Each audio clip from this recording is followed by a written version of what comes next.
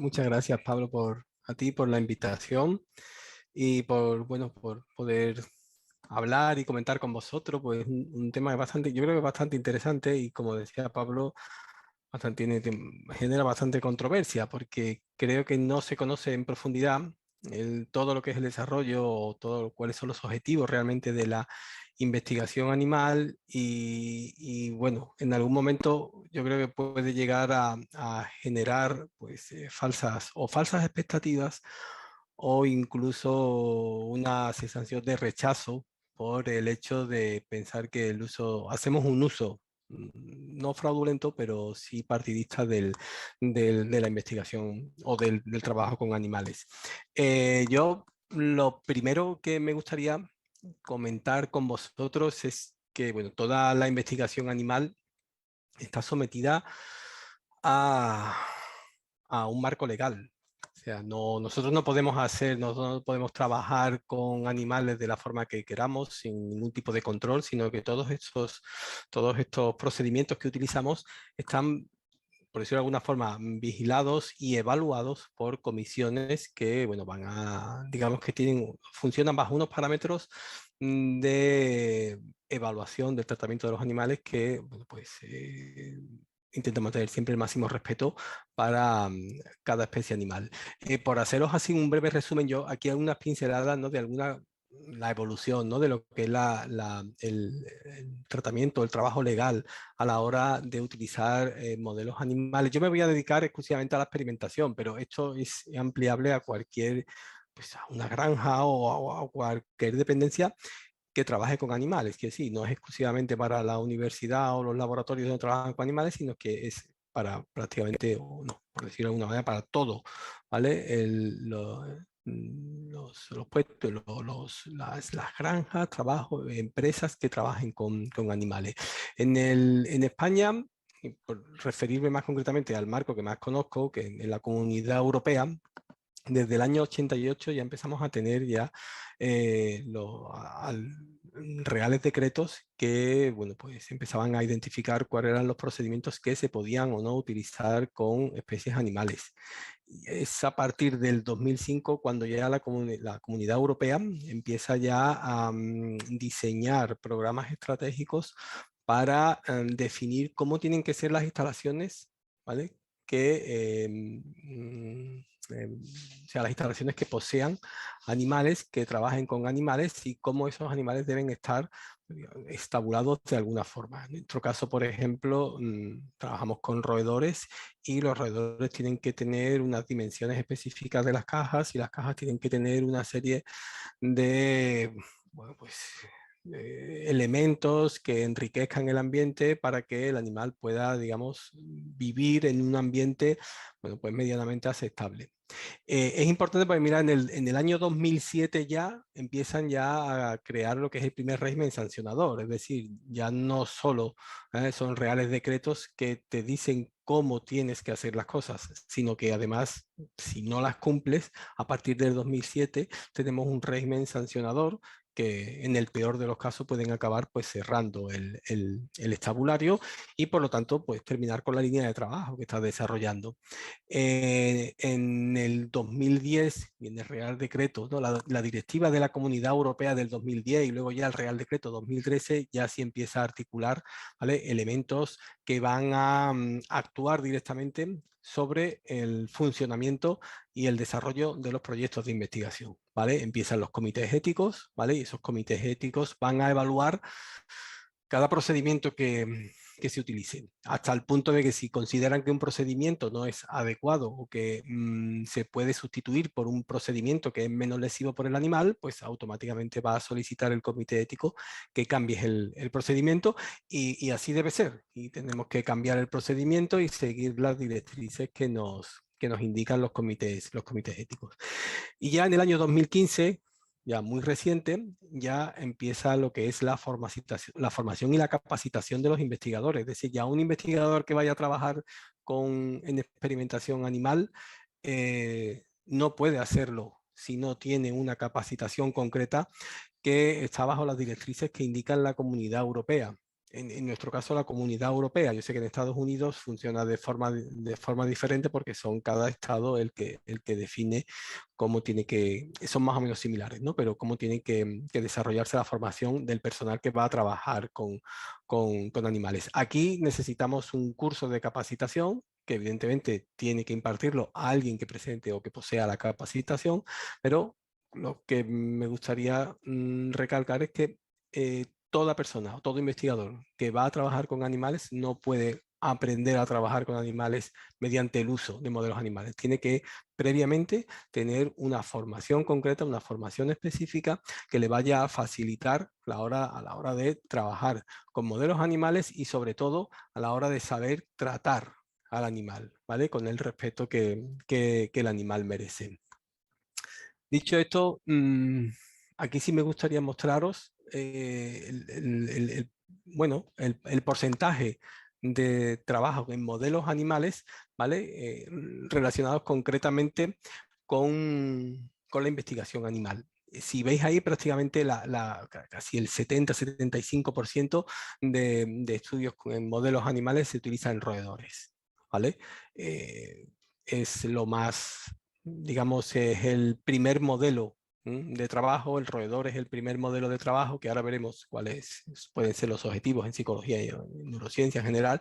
El roedor es el primer modelo porque es el modelo más asequible, es más fácil de mantener, las especies son resistentes, ¿vale? El sistema inmunitario tiene un sistema inmunitario aceptable que va a funcionar bien dentro de un laboratorio, y nos permite pues un primer acercamiento al estudio de, en nuestro caso en la psicología, el estudio de determinados procesos. Si veis también ahí, prácticamente el estudio con simios y prosimios es del 0,10%. Es muy difícil trabajar con modelos, ¿vale? Con primates no humanos, ¿vale? Tienen una regulación, sobre todo en Europa. Sé que hay en algunos lugares del mundo donde las normas son más laxas, y es verdad que en algunos casos, pues, bueno, pues digamos que se deriva hacia esos países gran parte de los estudios, porque es más fácil trabajar, por ejemplo, con el caso de algunos primates. Pero si veis aquí en Europa, el trabajar con primates es muy complicado, es muy complicado, ¿vale? Lleva muchísimas normativas que cumplir, y prácticamente el porcentaje de trabajo es bastante, o sea, el porcentaje de laboratorios que trabajan con modelos con primates son bajos. Ahí también, aquí si veis los trabajos, las publicaciones en porcentaje, prácticamente casi el 90% se la llevan los roedores. Rata y ratón es el modelo por excelencia porque es el primer modelo de acercamiento, ¿no?, al comportamiento humano, que realmente es nuestro objetivo. Nuestro objetivo no es tanto conocer el comportamiento animal como analizar determinados procesos muy básicos, muy concretos, que es muy complicado poder trabajar, y a veces imposible, por cuestiones éticas, trabajar en modelos humanos, pero que en modelos animales es mucho más fácil, ¿vale?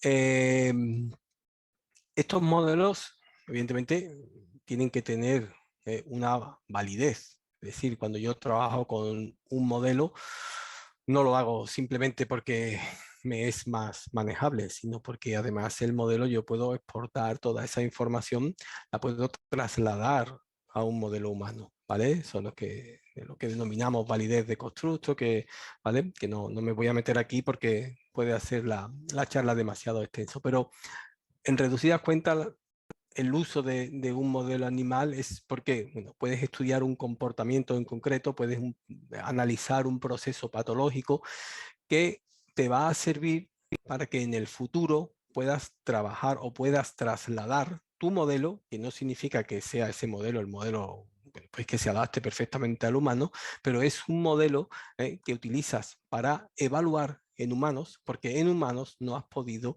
desarrollar toda esa actividad, ¿vale? Por consideraciones que ahora veremos, ¿vale? Son consideraciones éticas, porque realmente en el modelo animal sé que hay mucha gente que está en contra del desarrollo, del estudio en modelos animales, pero la pregunta o la consideración ética es hasta dónde podemos llegar, hasta dónde estamos dispuestos a llegar, es decir, o hasta dónde estamos dispuestos a qué estamos dispuestos a renunciar, ¿vale? Porque, vale, si eliminamos los modelos animales, se reduce considerablemente nuestra capacidad para trabajar o para intentar descifrar cuáles son los componentes o los elementos que alteran el funcionamiento de un humano o una enfermedad o un trastorno, el desarrollo, por ejemplo, ¿no? Muy típico ahora, ¿no? El desarrollo de vacunas, ¿eh? No podemos, o bueno, sí podemos. Lo que pasa es que el desarrollo de vacunas aplicado directamente a humanos puede ser más contraproducente que pasar la enfermedad. Entonces, el uso de modelos animales nos permite iniciar lo que es el filtrado de toda la información y de y de todos los procesos que vamos a ir depurando hasta llegar al modelo humano. Normalmente en psicología solemos utilizar los modelos inducidos o por modificación genética. Ahora veremos o intentaré que veamos algunos estudios que hemos hecho, ¿no? Para que entendáis un poco cuál es la filosofía del desarrollo del modelo animal. Sobre todo, ya os digo, modelos inducidos porque inducimos en el animal una situación que es similar, ¿vale?, a la que puede presentar el humano. Y a partir de ahí empezamos a analizar y a estudiar qué es lo que está ocurriendo o de qué forma podemos mejorar o reducir, ¿vale?, el signo que pueda mostrar o el síntoma que pueda mostrar un trastorno, en nuestro caso, ¿vale?, mental. Una de las cosas que he encontrado muchísimas veces es el típico coletilla de el modelo animal no aporta información al modelo humano, o proponer modelos animales es una forma más de reduccionismo. Bueno, sí es reducir, pero tenemos que reducir porque es imposible estudiar de forma holística un trastorno. Lo podemos hacer, se puede hacer, no digo que no se pueda hacer, pero la información que nos da un modelo animal para trabajar sobre síntomas, sobre signos concretos de una enfermedad, es muy complicado poder hacerlo en humanos. Y la forma en la que podemos manejar o trabajar o tratar un modelo animal, ¿vale?, es muy diferente, ¿vale?, a la forma en la que tenemos que hacer o podemos hacer el acercamiento al modelo humano. Incluso mucha gente que me dice que el modelo animal no aporta información al modelo humano porque el modelo animal no tiene nada que ver con el humano, cuando lo veo con sus mascotas que le hablan como si fuera un humano, me sorprende muchísimo, porque pienso que están tratando a la mascota como tratarían a un humano, hablándole, intentando razonar con una mascota, cosa que en un modelo animal ya os digo que es imposible. ¿Vale? ¿Y por qué comento todo esto? Mirar, para que veáis una forma, ¿vale?, de acercamiento al estudio, ¿vale?, en humanos, o al estudio de trastornos concretos en humanos, y el acercamiento en el modelo animal. Me gustaría que vierais, bueno, pues, lo que aparece en el DSM-5 en un trastorno que nosotros estamos bastante familiarizados, que es el TDAH, ¿no?, el trastorno por déficit de atención e hiperactividad. ¿Vale? Leía en algún texto que para diagnosticar el trastorno, y tal como pone ahí, se debería considerar el diagnóstico por déficit de atención y hiperactividad si las dificultades atencionales o la hiperactividad superan a las que normalmente se observan en individuos de edad mental comparable. Claro, aquí, desde el punto de vista, o desde nuestro punto de vista, la subjetividad es tan alta que podemos diagnosticar trastornos simplemente por una, digamos, por una diferencia a la hora de valorar lo que consideramos normalmente, que superan lo que define aquí como normalmente. Y si veis ahí desde la A a la F, ¿vale?, de la A a la C en la segunda toma, aparecen los criterios diagnósticos del DSM-5. O sea, esto no está inventado, esto es lo que pone, esto es lo que utilizan los especialistas a la hora de diagnosticar este trastorno. Entonces, solamente el inicio de la frase de con frecuencia, ¿vale? Y os lo pongo aquí, con mucho más resaltado, con frecuencia falla en prestar la debida atención, con frecuencia tiene dificultades, con frecuencia parece no escuchar. Dependiendo de la tolerancia de los padres, o no solo de la tolerancia, del cansancio, de la fatiga de los padres. Si trabajan durante todo el día, tienen que volver a casa, ¿vale? Y el crío no ha tenido la suficiente, digamos, actividad física necesaria que necesita cualquier crío, pues en algún momento podemos caer en la tentación de intentar buscar o intentar definir un trastorno. Porque a excepción de, bueno, hay una visión general y es que muchas veces tenemos la sensación de que el fármaco lo que va a hacer es conseguir un objetivo y facilitarnos un objetivo, cuando el fármaco es simplemente el medio para conseguir un objetivo. Y aquí con mucha facilidad se puede caer en la tentación de utilizar un fármaco, porque el fármaco siempre, o algunas personas piensan que siempre va a tener efectos positivos sobre la conducta del crío, en este caso. Yo quiero mostraros simplemente en una de las últimas tesis que dirigí, ¿vale? Que hubo una encuesta de Anabel, la chica que hizo la tesis, una encuesta para intentar definir lo que los encuestados entendían por veces al día, veces a la semana o veces al mes. La muestra es de unos 259 sujetos, que la verdad que es relativamente alta, no es especialmente alta, pero sí es buena para que podamos ver lo que queremos ver. La gran mayoría, en veces al día, ¿veis? Prácticamente el 40% considera que es alto, ¿vale? Que con frecuencia, que con una vez al día lo consideran alto.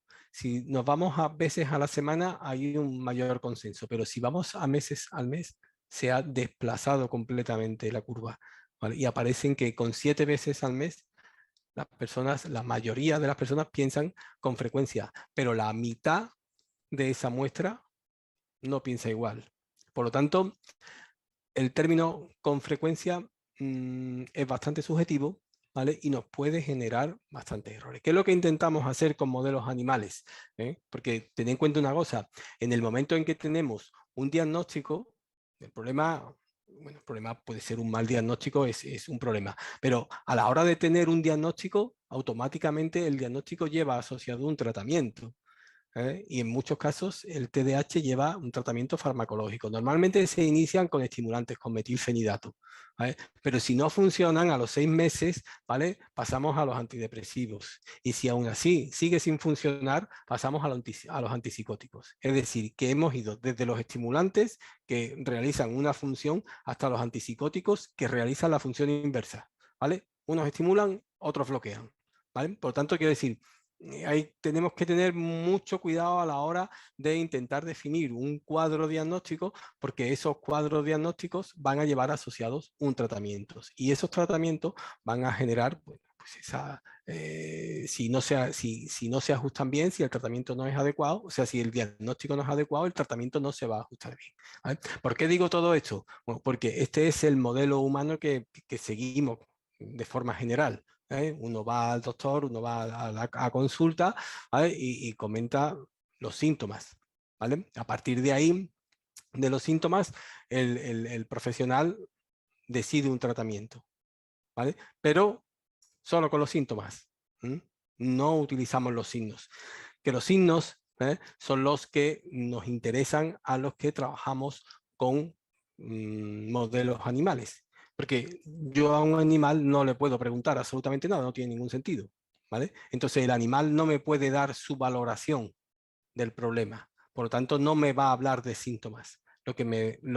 Con su respuesta, lo que me va a dar es información sobre los signos, ¿vale? Entonces, si sabemos, por ejemplo, que nosotros trabajamos en infancia, adolescencia, sí sabemos, por ejemplo, que hay ventanas donde el riesgo de presentar un trastorno mental es mayor que en otros momentos de nuestra vida. Por ejemplo, ¿veis? Si veis ahí en el control de impulso, aproximadamente entre 5 y 15 años, ¿vale? Puede aparecer el caso. En el caso de los desórdenes por estado de ánimo, un poco mayor, ¿no? A partir de los 15 hasta los 35, hasta lo que es la media vida, ¿no? En los desórdenes de ansiedad desde pequeño. O sea, son ventanas que se nos van a abrir durante un periodo determinado, ¿vale? Y durante ese periodo determinado, el paciente va a presentar una serie de problemas, ¿vale? Normalmente, cuando alguien viene o asiste a consulta con un problema de control de impulso, un problema de ansiedad, lo que el terapeuta hace siempre es valorar los síntomas. Y a partir de esa valoración, que es una valoración subjetiva de síntomas, porque dos personas con el mismo cuadro pueden referenciar los síntomas de forma diferente, uno con mayor intensidad, otros con menor intensidad, y igual estamos hablando del mismo síntoma. Uno, por ejemplo, podría recibir tratamiento farmacológico y el otro psicológico, y el otro se quedaría simplemente en el tratamiento psicológico. Todas estas cosas son importantes porque nos ayudan, ¿vale?, a entender que podemos intentar definir los trastornos mentales excluyendo los síntomas.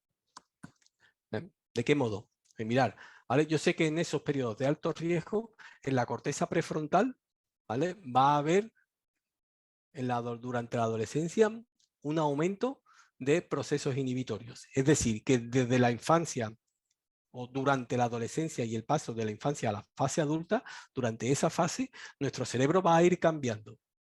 Eso es así, ¿vale? Nuestro sistema prefrontal cambia y aumentan las sinapsis inhibitorias. Y si no lo hacen, entonces tenemos problemas y graves, ¿vale? Esas sinapsis inhibitorias nos van a hacer, pues, tener, bueno, todo el mundo ha visto, ¿no? Los niños, su capacidad inhibitoria es mucho menor, ¿vale?, que en un adulto. Los adultos solemos tener, en condiciones normales, una capacidad inhibitoria mucho mayor, ¿vale?, que la que presenta un niño. Esto cambia a lo largo de la adolescencia, ¿vale? Y cambia porque nuestro lóbulo prefrontal está cambiando. Porque el lóbulo prefrontal es fundamental y está bastante implicado en muchos trastornos mentales. Y ahora veremos qué relación tiene, ¿vale?, que tiene con los modelos animales.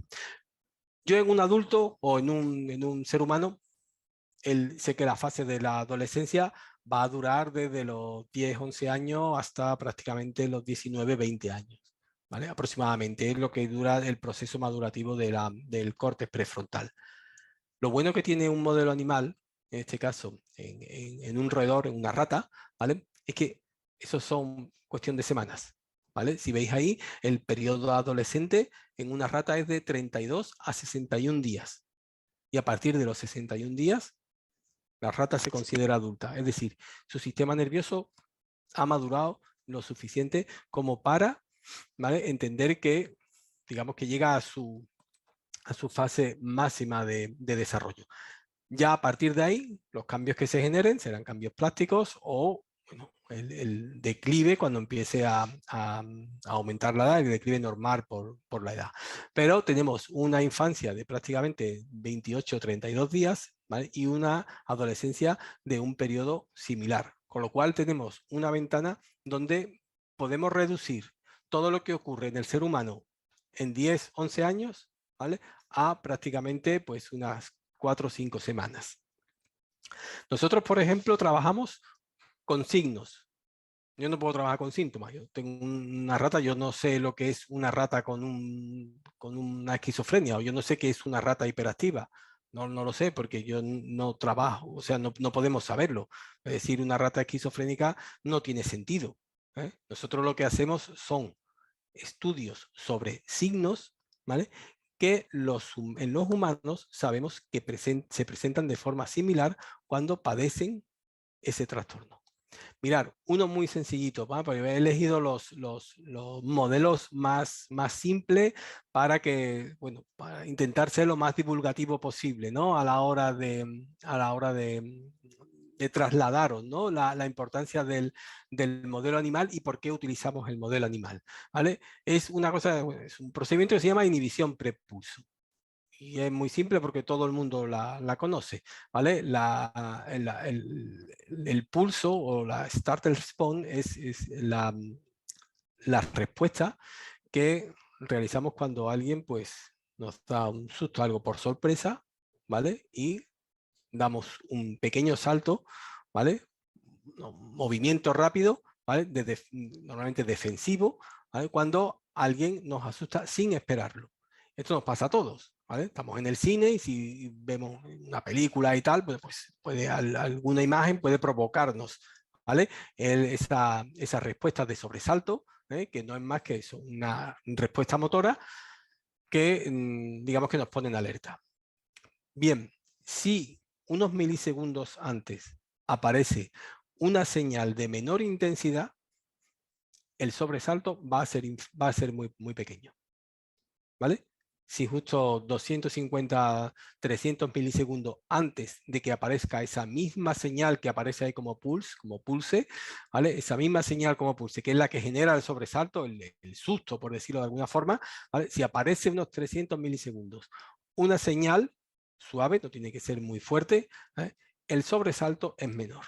Es decir, nuestro sistema entra en alerta y filtra la información. Esto es algo normal que pasa en todas las especies animales, en gran parte de las especies animales y en todos los humanos en condiciones normales. Pues bien, esto sirve como signo para algunos trastornos mentales. ¿Por qué? Porque hay trastornos mentales donde no hay filtrado de información. En un brote esquizofrénico no hay, por ejemplo, filtrado de información. En pacientes que tienen familiares o que tienen una historia donde hay rasgos esquizoides, también falla. Es decir, también hay problemas a la hora de filtrar la información. Si utilizas el prepulso con un pulso, la respuesta es exactamente igual que si no hubieras utilizado el prepulso, ¿vale? ¿Por qué? Pues posiblemente hay un sistema de filtrado que se controle también a través de la corteza prefrontal que si no madura de forma adecuada, ¿vale? Estos pacientes no es que vayan a ser enfermos o vayan a tener algún tipo de trastorno, pero sí se les va a considerar como, o se debería considerar como vulnerables a presentar un tipo de trastorno, ¿vale? Nosotros lo hemos visto, por ejemplo, en adolescentes y en adultos. Si lo vemos en adolescentes, como veis ahí, ¿vale? En adolescentes con administración de estimulantes. Cuando administramos a los adolescentes exactamente igual, el mismo pulso y el prepulso, ¿no? En la reducción de la respuesta. Si lo utilizamos en preadolescentes, encontramos que no hay ninguna diferencia. Es decir, su sistema frontal todavía no se ha desarrollado o no ha alcanzado la madurez suficiente, ¿vale? Y el consumo de estimulantes no genera el mismo efecto que genera en los adultos. Si veis en los adultos, las barras y las señales de color azul, ¿vale? Bajan, aquí no sé si se ve el cursor, pero aquí las señales bajan, ¿vale? Cuando administramos determinadas drogas. Mientras que en la fase adolescente no hay cambios. Es decir, y esto también va relacionado, ¿no? Con algunos comportamientos adolescentes en el consumo de sustancias. No tienen la misma respuesta que un cerebro adulto. Por lo tanto, el consumo de sustancias va a tender a ser mayor en un preadolescente que consume que en una persona adulta. Si vemos cuando hay una lesión en la corteza prefrontal, acabamos con esa señal.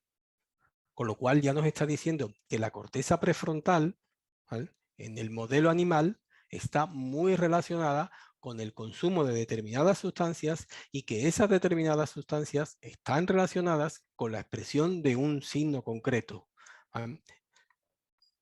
Cuando necesitamos reducir los síntomas de algún tipo de trastorno, vamos a empezar a utilizar este tipo de sustancias. Ten en cuenta que el tratamiento de los trastornos mentales son muy variados porque las farmacéuticas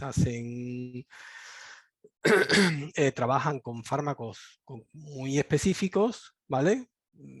Pero al final lo que hacemos siempre es estimulación dopaminérgica, bloqueo dopaminérgico o liberación de serotonina. Contra el aumento de la serotonina en el espacio extracelular. Fundamentalmente sobre esos elementos, bueno, no, la adrenalina también, sobre esos elementos es sobre los que nos vamos a estar jugando a la hora de tratar la enfermedad mental. La anfetamina es uno de los estimulantes. No se utiliza, evidentemente, se utiliza más como droga de consumo de forma ilegal que como un fármaco. Hay otros fármacos que son más específicos, pero que el principio es muy similar al de la anfetamina, ¿no? Que es mantener durante más tiempo dopamina extracelular. Sin una corteza prefrontal adecuada, como aparece aquí, ¿vale? Vamos a tener graves problemas, porque vamos a estar funcionando exactamente igual que estamos funcionando aquí, con un sistema que no responde, ¿vale? Y si habéis visto, pues muchas personas que tienen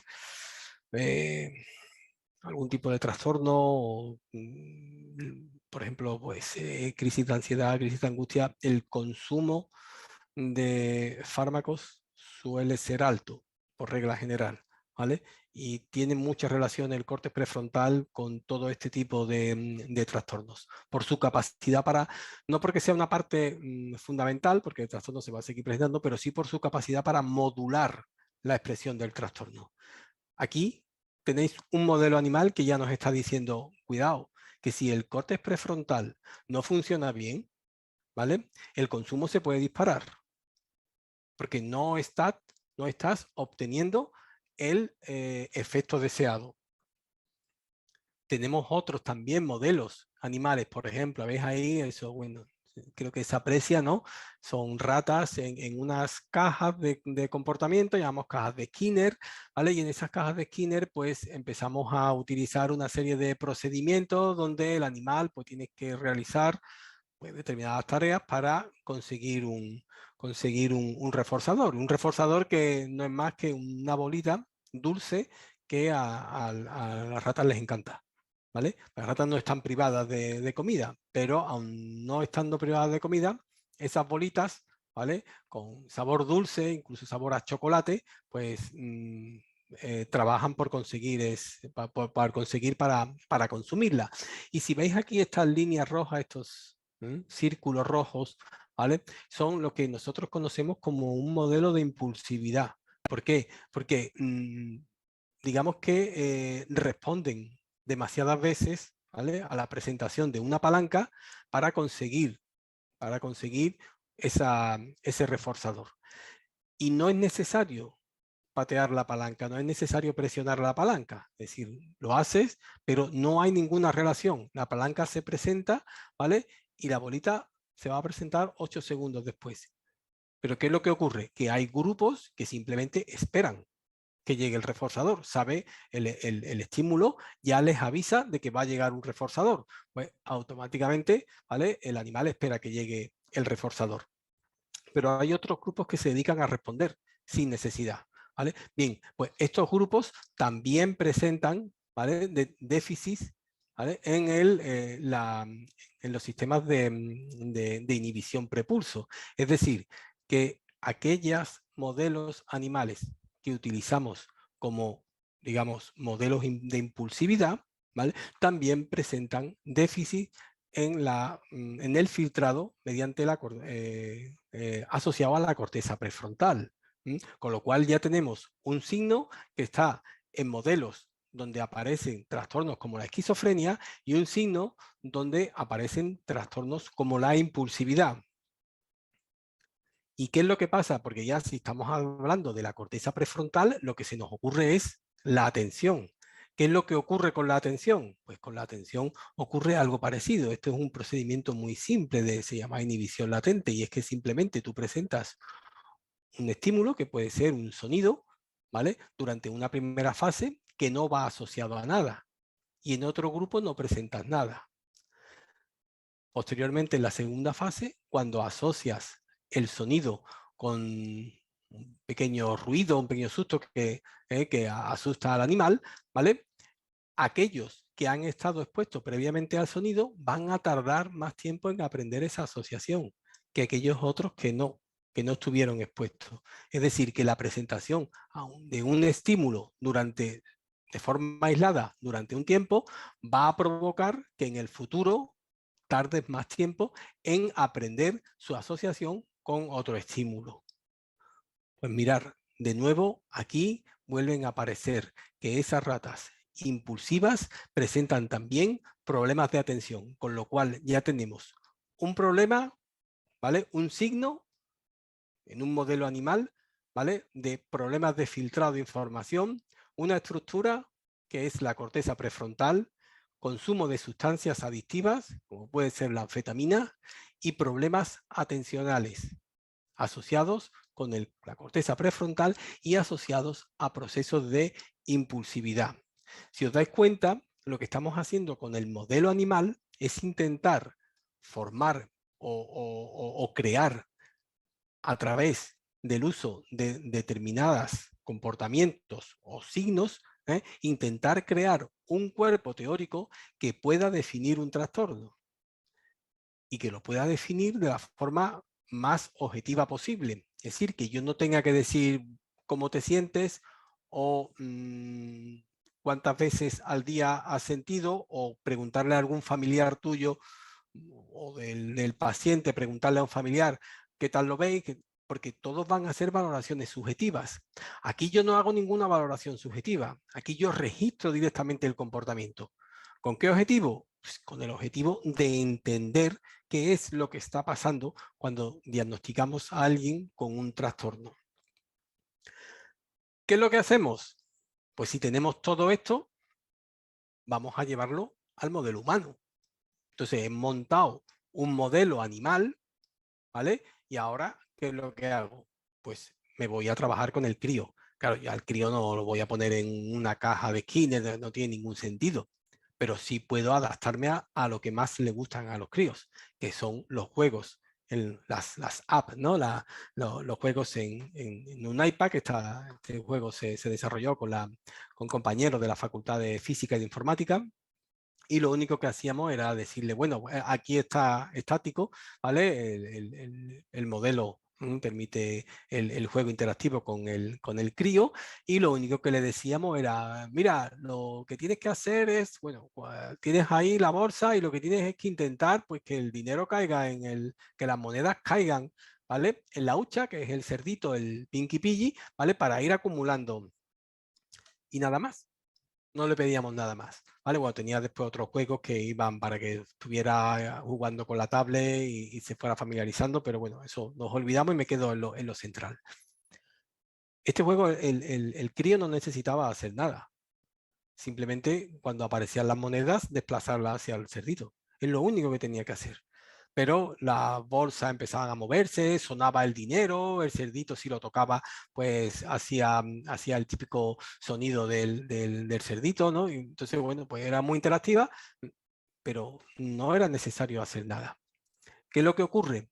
Que empezamos a encontrar, pues igual que en los modelos animales, chicos, entre críos y chicas, ¿vale? Que responden muchísimo, sin necesidad de responder. Es decir, como pasaba en el modelo animal. Decíamos, en el modelo animal, ¿por qué estos animales responden si lo único que tienen que hacer es esperar a que llegue el reforzador? ¿Mm? Pues aquí exactamente igual. Hay un montón de críos que empiezan a responder, ¿vale? Por encima de lo normal en relación a otros grupos. Son los menos. Digamos que es un grupo eran ciento y algo, y el grupo que respondía así, que tenía una alta tasa de respuesta, estaba entre los 25 o 30 de todo. O sea que era un 20% de la población.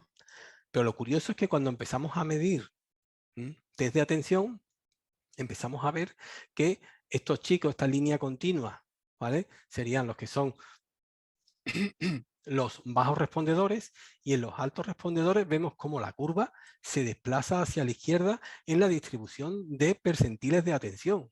Es decir, que esos chicos que presentan una mayor tasa de respuesta, cuando evaluamos su atención mediante un test convencional, los test que se suelen utilizar, empiezan a presentar también un desplazamiento hacia la izquierda, que es una reducida capacidad atencional, en este caso atención sostenida, ¿vale? Es decir, el modelo animal nos estaba indicando, hay actividad prefrontal deficitaria, hay actividad o impulsividad o aumento en la tasa de respuesta, hay problemas en el filtrado de información y hay problemas atencionales.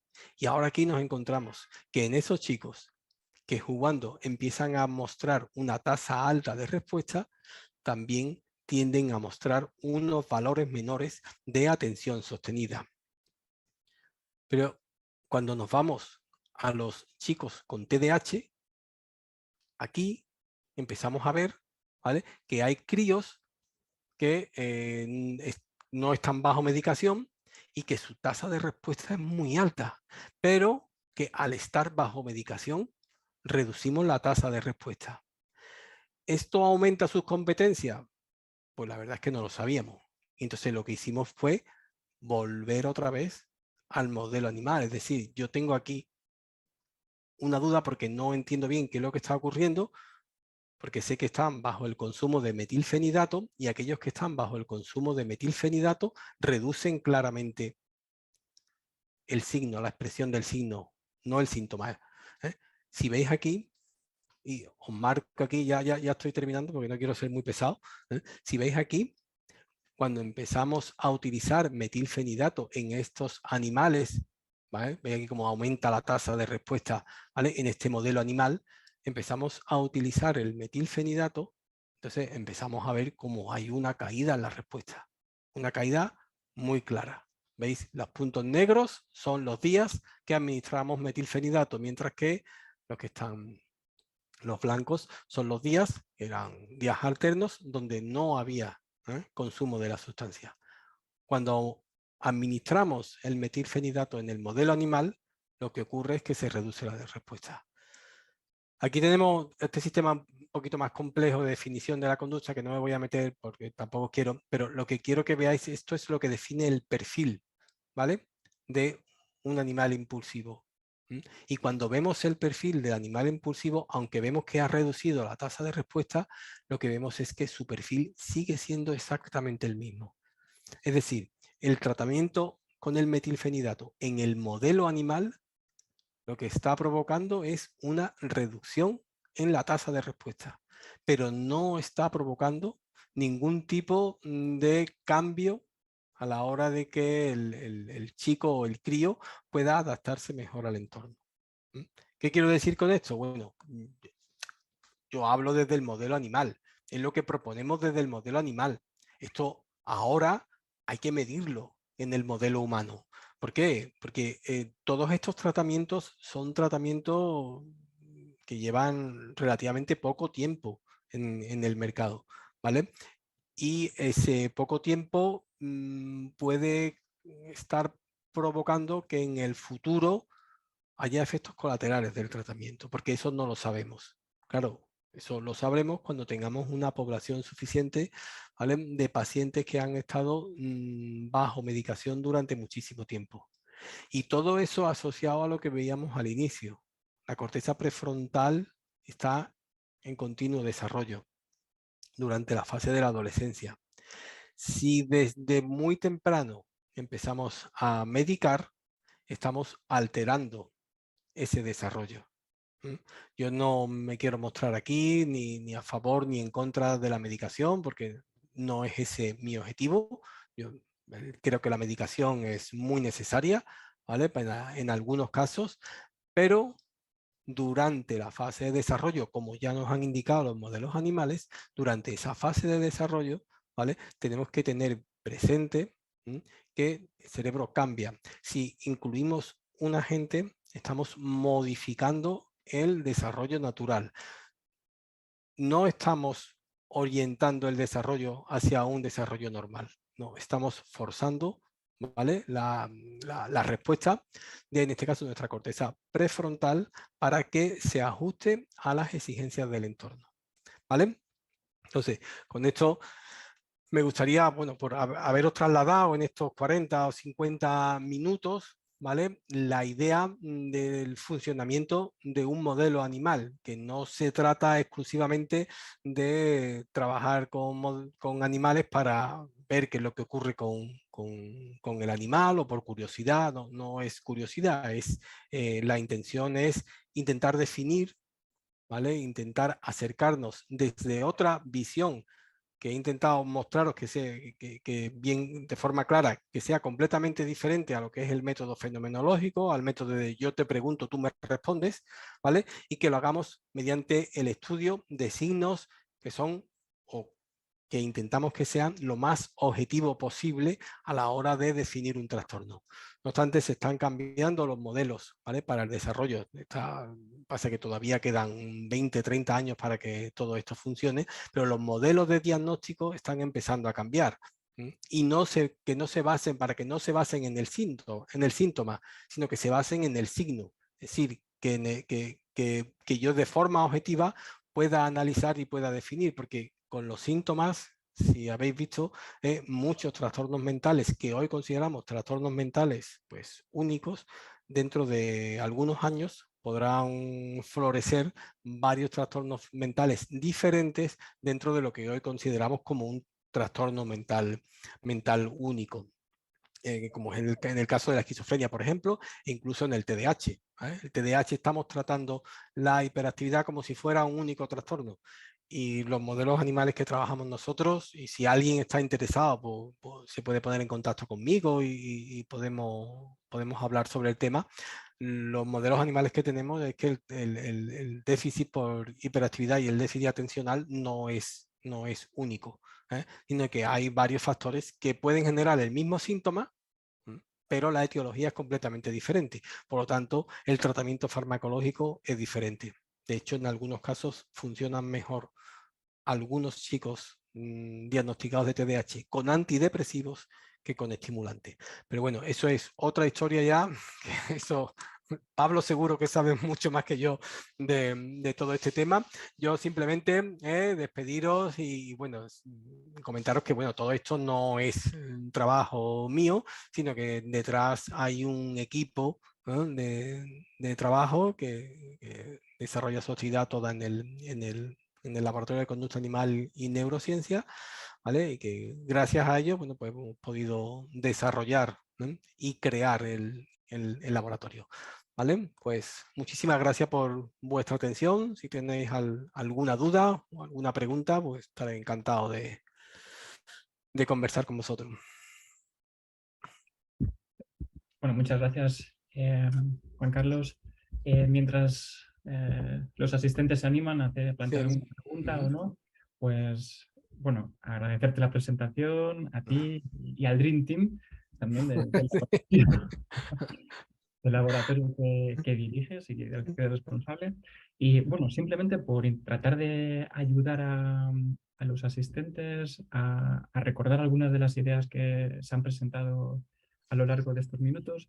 Yo creo que está súper bien organizado y has abordado todos los temas que son especialmente interesantes a este respecto, ¿no? Por un lado, has hablado, yo creo, de cuáles son los requisitos o las exigencias que se requieren tanto a nivel de la capacitación que requieren los profesionales que investigan, como de la forma en la que se investiga con animales, ¿no? Esto es una idea que me gustaría subrayar para todos los asistentes. Es decir, no cualquiera puede investigar con animales y no cualquiera puede investigar con animales como quiera, sino que se requiere una capacitación específica y profesional y también una aprobación de qué es exactamente lo que se quiere hacer por el comité de bioética que habías mencionado. Esto es una idea importante que los asistentes tienen que tener claro para no confundirlo con lo que puede ocurrir si, por ejemplo, no sé, adoptamos o compramos una mascota y automáticamente ya podemos hacer lo que queramos con ella o lo que fuese. Esta es una idea importante. Y otra idea importante que me gustaría subrayar es la lógica que hay detrás de la investigación animal. por supuesto, hay similitudes y diferencias con humanos, ¿no? Pero precisamente el hecho de que tengan una vida más corta y de que sean más sencillos en cierto sentido, nos permiten estudiar procesos que cambian a lo largo del ciclo vital de Sí. forma rápida. Es decir, si tuviésemos que estudiar humanos y esperar 80 años a ver qué es lo que pasa, pues nos hacemos aquí varias generaciones. No merece la pena. Claro, entonces es muy importante subrayar que, claro, la posibilidad de estudiar cambios y efectos que afectan a todo el ciclo vital en unas pocas semanas es muy potente. Y la tercera idea con la que me he quedado, ahora me dices si me he dejado algo importante quizás, son las implicaciones que tiene, ¿no? A nivel de traducir los hallazgos que tenemos a humanos. Es decir, por una parte los humanos tenemos la ventaja de funcionar y comunicarnos a través del lenguaje, pero eso también implica una complejidad y una oportunidad de confusión, de subjetividad que tú has descrito perfectamente. Y sin embargo, las ratas, por suerte, están calladas. Entonces tenemos que, claro, no nos pueden confundir, como tú decías, ¿no? No te pueden engañar. Exactamente, no te pueden engañar ni te pueden despistar. Entonces, yo creo que eso tiene que ver con esta énfasis que ponías en detectar los signos, es decir, determinar aspectos biológicos que no son subjetivos, que no son dependientes de cómo lo interprete una persona o lo interprete otra. Y dentro de esa línea, me parece brillante la forma en la que investigáis en el equipo algunos aspectos, como por ejemplo la atención, es decir, la capacidad de discriminar entre estímulos relevantes o estímulos irrelevantes, o de habituarse a estímulos a los que estamos expuestos, ¿no?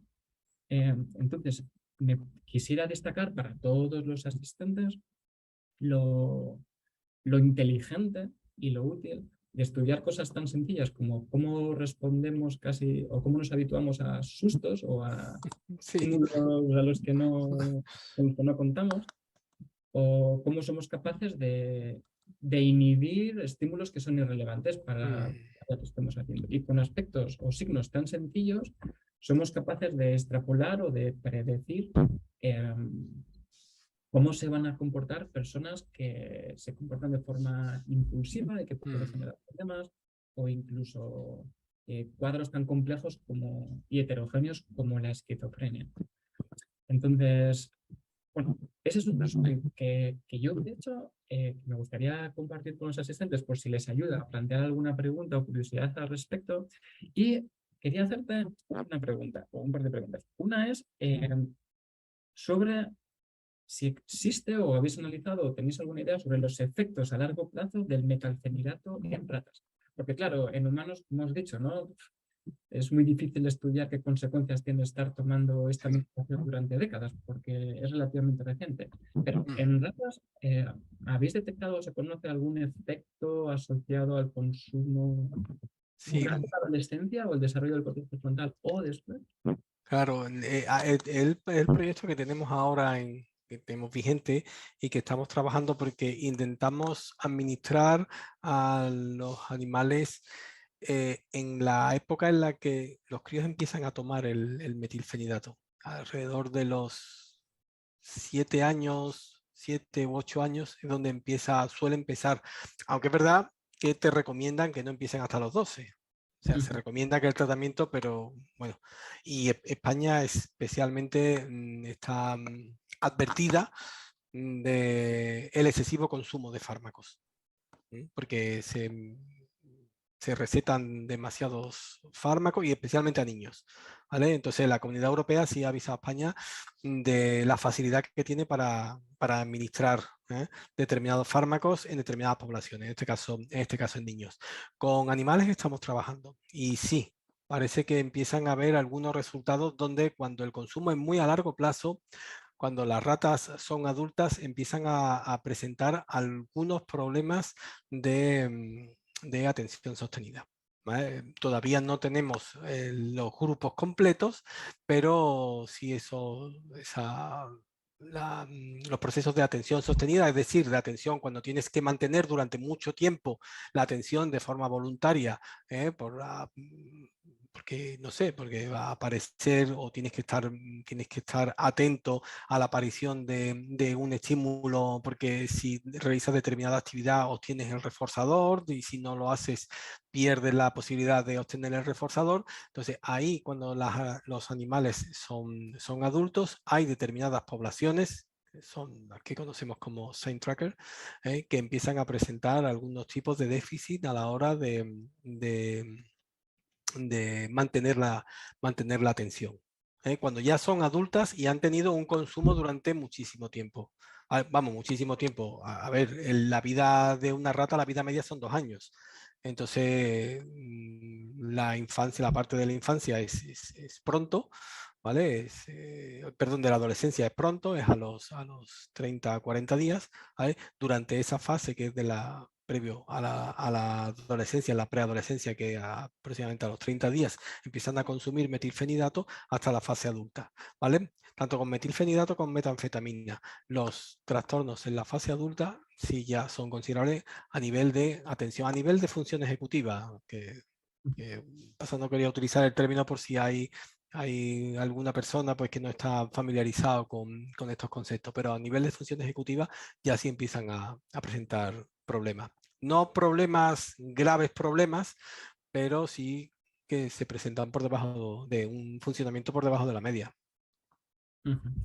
Sí, bueno, cuando hablamos de funciones ejecutivas, por aclarar, nos estamos refiriendo a unos procesos cognitivos, a unos mecanismos que nos permiten por regular el comportamiento, ¿no? De la forma más racional y sofisticada. Quizás, ¿no? En humano, tolerar la gratificación, tolerar la frustración, cosas que, donde por cierto el control inhibitorio juega un papel central. Así que tendría sentido. Así es, efectivamente. O sea que, entonces, a ver si lo he entendido bien. La idea es que el metanfetamidato podría utilizarse para problemas atencionales y ser útil a corto plazo, pero el Sí, consumo crónico sí, durante el periodo de maduración del proceso efectivamente. cerebral podría ser prácticamente, paradójicamente, Perjudicio. perjudicial a ese desarrollo, ¿no? Así es, sí, a largo plazo. mm, Y qué eh, interesante, esta hipótesis se puede plantear a partir de los modelos animales, que en humanos claro, estamos esperando 20 años solo para sugerirlo. efectivamente, estamos esperando las poblaciones que alcancen la madurez suficiente como para poder analizarla. En el modelo animal es todo mucho más rápido. Claro, en el modelo animal ya te viene definido pues el chico o la chica que presenta el TDAH o síntomas compatibles con TDAH, y ese es el que va a servir de muestra. O sea, sobre ese es sobre el que vamos a estudiar. Yo no puedo a la población normal decirle te voy a poner el tratamiento de metilfenidato a ver qué ocurre dentro de 20 años, pues no es ético. ¿Mm? Con modelos animales sí podemos ver esa diferencia, qué es lo que ocurre en ratas con un consumo normal, en ratas que no han estado sometidas, en ratas que han estado sometidas y en ratas que presentan rasgos de impulsividad que han estado sometidas a, a ese tratamiento, ¿no? Es mucho más versátil, es mucho más fiable el modelo animal. Luego hay que trasladar al modelo humano.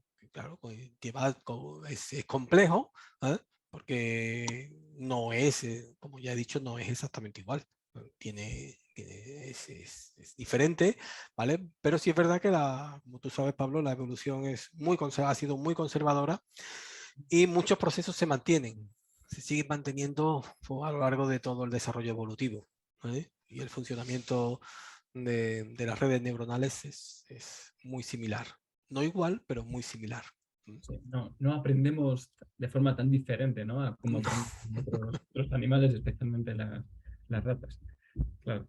Y después, moviéndonos al caso de la esquizofrenia, o sea, básicamente podríamos plantear que una de las características de un espectro tan complejo y heterogéneo como es la esquizofrenia, podrían compartir una característica que habéis mencionado, que es la dificultad para discriminar información relevante o irrelevante. Sí, sí, discriminar, filtrado de información y discriminación de estímulos. Cuando hay un paciente con un brote esquizofrénico, bueno, depende también, ¿no? del tipo de brote, porque estamos hablando de esquizofrenia, pero es que es tan variado, ¿vale? Que dos pacientes con diagnóstico de esquizofrenia pueden tener síntomas diferentes. Pero en paciente en plena crisis, ¿vale? Puede tener problemas, por ejemplo, a la hora de filtrar y de seleccionar información. Entonces, si no hay sistema de filtrado, toda la información entra sin control. Eso lo que va a hacer es que, como nuestra capacidad de procesamiento de información es limitada, lo que va a hacer es que va a colapsar nuestro sistema, ¿vale? Y hay un colapso sensorial, un colapso perceptivo, porque no hay sistema de filtrado. Esa caída en el sistema de filtrado pues, provoca el desajuste, ¿vale? Y la situación tan desagradable, ¿no? Que vive bueno, es una de las causas que provoca la situación tan desagradable que presentan algunos pacientes durante el brote. Y lo que hacemos es, pues, con antipsicóticos, ¿no? Bloqueamos receptores de dopamina y reducimos el nivel de actividad a mínimo.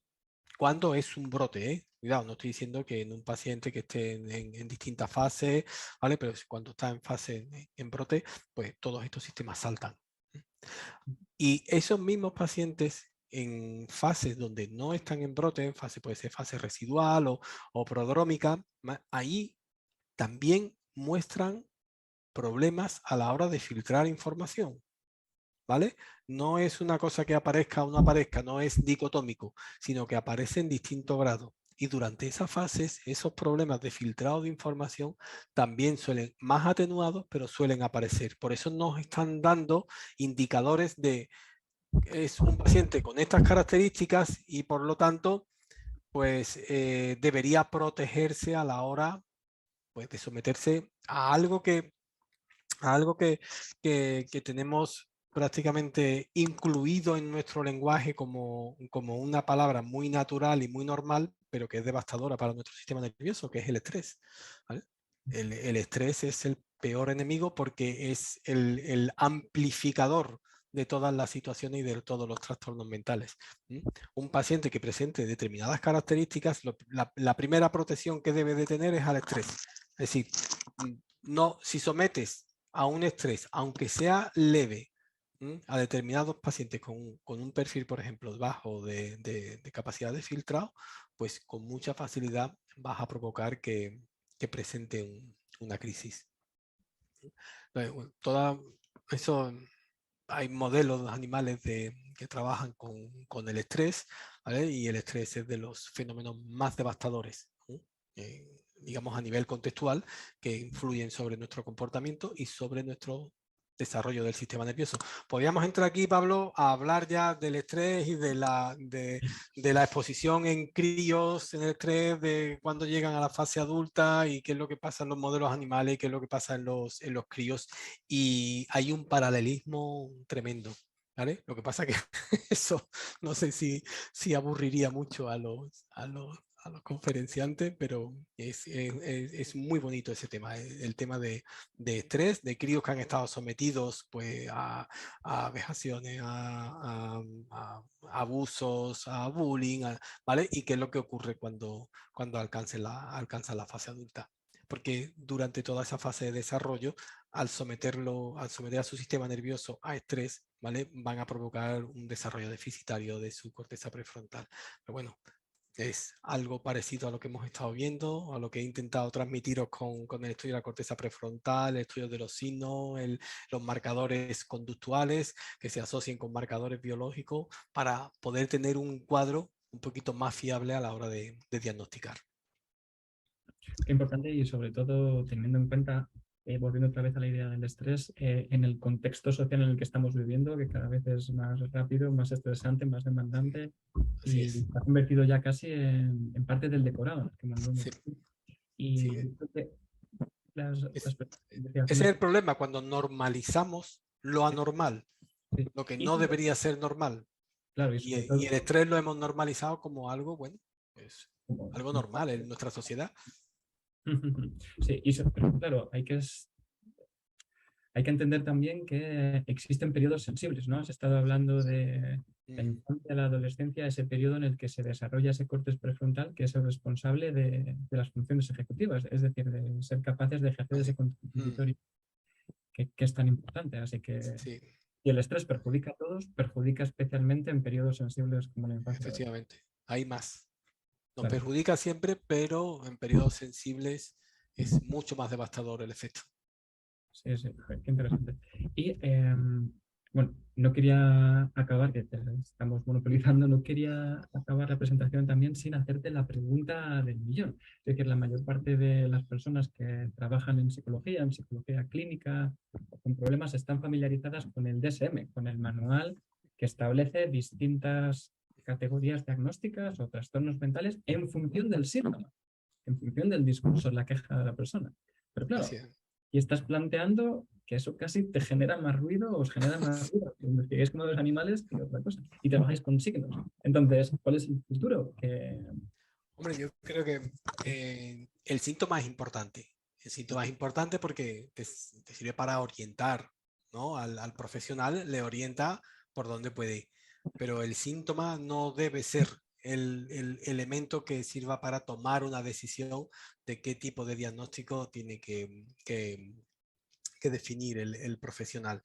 Eh, Esto 20, 50 años probablemente estaremos con algo que ahora parece que está empezando a desarrollarse, a coger fuerza, que es lo que es el endofenotipo. Es decir, tú tienes una serie de signos que te caracterizan, ¿no? Yo he hablado de algunos de ellos, de muy poco, hay muchos más, pero yo he hablado de esto porque, bueno, son los, digamos que son los más fáciles de entender así para hablar de forma general. Si conseguimos evaluar y dar un perfil de signos, podemos empezar unidos a marcadores biológicos, podemos intentar definir lo que es un endofenotipo. El endofenotipo te va a identificar a ti ¿eh? Como elemento único, donde presentas una serie de características, ¿vale? Y esa serie de características lo que te van a indicar es qué predisposición o qué vulnerabilidad puedes presentar a la hora de, bueno, pues de tu vida en una situación estresante, una situación desagradable, porque prácticamente casi el 90% de la población mundial en algún momento va a sufrir algún trastorno o lo ha sufrido ya algún trastorno por crisis de angustia, por depresión, por algún brote, nadie está libre, ¿vale? Entonces, lo importante es conociendo tu perfil, tu endofenotipo, ¿vale? ¿Qué cuadros son los posibles que puedas presentar? Porque si yo ajusto a esos cuadros, ajustando a qué sistemas están alterados, pues si tengo que utilizar un tratamiento farmacológico, voy a ser mucho más efectivo que el que utilizo ahora, que es prácticamente como matar moscas a cañonazos. Cuando yo tomo un antidepresivo, no va exclusivamente a mi sistema mesolímbico, dispara a todo mi cerebro, a todos mis órganos del cuerpo, ¿vale? Cuando tomo un antipsicótico, exactamente igual, no va específicamente, ¿vale? No, va a todos los receptores de dopamina. Bueno, no sé que sean los atípicos, que son más selectivos de los receptores, de la familia de receptores de 2. Pero en general, lo importante o el intento del desarrollo de endofenotipos, de perfiles de cada uno de nosotros, que va a responder de forma diferente dentro de un parámetro dimensional, es decir, yo no es que tenga o no tenga respuestas de pulso prepulso, ¿vale? Yo la voy a tener con una determinada intensidad dentro de un parámetro donde hay máximos y mínimos. Y de ahí es donde nos vamos a mover todos, ¿vale? Si me acerco hacia un lado, pues seré más vulnerable a un tipo de trastorno que si me acerco a otro, ¿vale? Dependiendo del parámetro. Son intentar medidas objetivas, pero no es nuevo en psicología. Esto se ha intentado durante muchísimo tiempo. Vamos hacia adelante, hacia atrás, ¿vale? Creo que también el aporte de la biología nos va a ayudar, la neurociencia nos va a ayudar a detectar, ¿vale? Pues marcadores concretos cuando haya un tipo de trastorno u otro. Hay algunos pacientes que funcionan mejor a un tipo de antidepresivos que a otro. ¿Y por qué? Pues probablemente porque sean dos enfermedades diferentes, pero las incluimos como depresión.